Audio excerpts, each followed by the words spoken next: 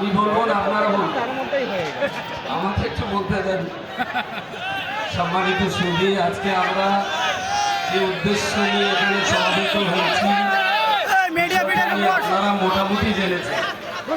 আমাকে 35 মিনিটের কথা মিনিট তিনিকের ভিতরে বলে শেষ করতে হবে। মোদী সরকার আসার পর থেকে আমাদেরকে নিয়ে তিনি এত পরিমাণ ভাবনা ভেবেছেন, যদি কখনো সুযোগ পাই নিঃসন্দেহে একটু ধুতি গামছা রান্ডাবান দিয়ে ভদ্রলোককে আমি একটু স্বাগত জানাব। কারণ যারা ওনাদেরকে বিরাট ভোট দিয়ে জিতিয়ে মুখ্যমন্ত্রী প্রধানমন্ত্রী বানিয়েছেন, তাদের নিয়ে উনি যতটা ভাবছেন তার চাইতে বেশি ভাবছেন আমাদের নিয়ে। 370 কেন না, হিন্দু মুসলমানের বিরোধ ঘটিয়ে কাশ্মীরে দাঙ্গা লাগাতে হবে। সিএ কেন, ভারতবর্ষের বাইরে থেকে হিন্দু মুসলিম শিখ ইসাই পার্সিয়ান যারা আসবে তারা দেশের নাগরিকত্ব পাবে, শুধু মুসলমানদের দেওয়া হবে না। এটা পোলারাইজেশন, হিন্দু মুসলমান জাতি দাঙ্গার বিভাজনের মশলা জোগানো হলো। তারপরে কি হলো না, সিটিজেন অ্যামেন্ডমেন্ট অ্যাক্ট, ঠিক তার সঙ্গে রয়ে গেল আরো একটা মারাত্মক বিষয়, 3 তালাক। তার মানে দেশের 3 কোটি, দেশের গোটা ভারতবর্ষের 20 কোটি মুসলমানদের স্ত্রীদের অধিকার পাচ্ছে না বলে বিরাট ভাবে দুশ্চিন্তায় পড়েছেন মোদীবাবু। কারণ ভদ্রলোক নিজের স্ত্রীকে নিয়েও ঘর করতে পারেননি, এটা বড় লজ্জা। সারা দেশ বিদেশে বাইরে যখন যাই, যদি জিজ্ঞেস করে আপনাদের দেশের যিনি প্রধানমন্ত্রী তার বাচ্চা কাচ্চা করা, আমাদের বলতে হয় তিনি হাত পুরো। আমাদের একটা স্ত্রী নিয়ে ঘর করার যার সুযোগ হলো না, দেশের মুসলমানদের স্ত্রীদের অধিকার দেওয়ার জন্য চিন্তা রাখা হবে। আসলে এই বিষয়গুলো দিয়ে তিনি বারবার চাইছে মুসলিমদের বিরুদ্ধে হিন্দু সমাজটাকে খেপিয়ে দিতে। হিন্দু আর মুসলমান যদি বিভাজন সৃষ্টি করা যায়, এটাই হলো তার এই মসনদে বসার পর থেকে সবচেয়ে বেশি সাধনা আর বেশি আরাধনা।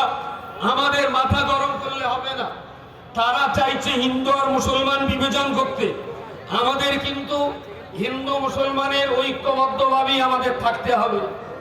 হিন্দু ভাইদেরকে স্মরণ করিয়ে দিতে চাই, মোদী অমিত শাহকে জিজ্ঞেস করুন দেশের জন্য মোদী পরিবার, অমিত শাহ পরিবার কি দিয়েছে। আমি বলছি আমার পূর্বপুরুষ দেশের জন্য আশফাকুল্লাহ খানকে ফাঁসির দড়িতে ঝুলিয়ে দিয়েছে।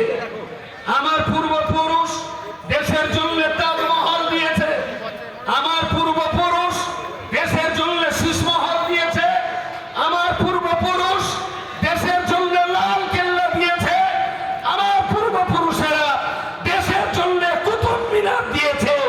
যারা দেশের জন্য কিছুই করতে যায়নি, যারা দেশের জন্য একটা প্রাণ দিতে পারেনি, প্রকাশ্য জনগণের সামনে দাঁড়িয়ে বলছি আরএসএস যদি প্রাণ করাতে পারে, স্বাধীনতা সংগ্রামে একটা আরএসএস জীবন দিয়েছে, আমার কল্লা কেটে তার হাতে তুলে দেশের জন্য প্রাণ দিয়েছে। আমরা দিয়েছি আশফাকুল্লাহকে, আমরা দিয়েছি খান আব্দুল গফুর খানকে, আমরা দিয়েছি শহীদ তিতুমিরকে, আমরা দিয়েছি আরো লাখো শহীদকে। দেশের জন্য আমরা মুসলমানদের জীবন বলিদান দিয়েছি। হিন্দু ভাইদেরকে বুঝতে অনুরোধ করব, এই ওয়াকফ আন্দোলনে আপনারা আমাদের পাশে আসুন। আমার বাড়িতে ডাকাতি পড়েছে, আমার মসজিদ, আমার মাদ্রাসা, আমার ঈদগাহ, আমার কবরস্থান তারা নিয়ে যাবে। আপনি আমার প্রতিবেশী, আমার বাড়িতে ডাকাত পড়লে আপনার অধিকার আছে ডাকাতির সঙ্গে লড়াই করে প্রতিবেশীর হক পাইয়ে দেওয়া, এটা হিন্দু ভাইয়ের অধিকার আছে। সুতরাং আমি হিন্দু ভাইদেরকে অনুরোধ, বিনয়ের সঙ্গে করজোড়ে নিবেদন করে বলছি, মুসলমানদেরকে ভুল বুঝবেন না। আপনাদের শত্রু নই, আমরা আপনাদের মিত্র নই, আমরা মিলেমিশে এখানে বসবাস করতে চাই। আপনারা আমাদের সঙ্গে আসুন, একই সঙ্গে মিলেমিশে আমরা ওয়াকফ সম্পত্তি উদ্ধার করি। যদি আপনারা আমাদের সঙ্গে সাথ দিতে পারেন, ওয়েলকাম, ডবল থ্যাঙ্কস। যদি মনে করেন যে না, মুসলমানদের মসজিদ, মাদ্রাসা, ঈদগাহ কবরস্থানের জায়গা সরকার দখল করলেও আমরা হিন্দু বুদ্ধিজীবী সমাজ গাল তুলবো না, কিছু বলবো না। আমি একটা সতর্কতার বার্তা দিতে যাচ্ছি।